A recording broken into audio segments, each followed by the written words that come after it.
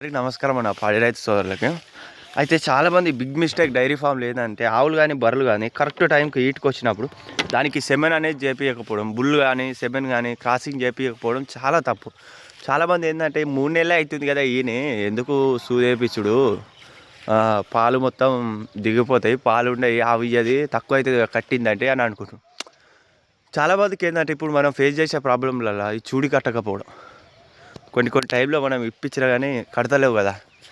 అయితే చాలామంది కొందరికేమో ఎదకొస్తలేవు ఆవులు కానీ బర్రెలు కానీ ఈటుకు అనేది వస్తలేవు, కొందరికి వస్తున్నా కానీ ఇప్పిస్తలేరు పాలు తక్కువ అయితే అని. మరి ఇదేం చాగస్తాం అర్థమవుతలేదు. అర్థమైంది ఆ మాటలు పట్టుకొని నేను ఒకటే చెప్తాను, కరెక్ట్ టైం ఫస్ట్ ఏది ఇచ్చిపెట్టుర్రి. అది 2 నెలలకు వచ్చిందా 3 నెలలకు వచ్చిందా అనే సమస్య లేదు.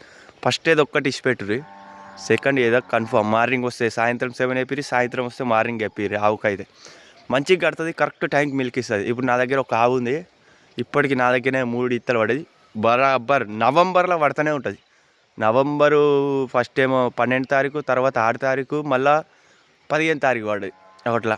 ఇప్పుడు మళ్ళీ ఏదోకి వచ్చింది, ఈరోజు ఈటుకు వచ్చింది. మా అంటే 2 నెలల 26 రోజులు అనుకుంటా ఈ రోజుకు.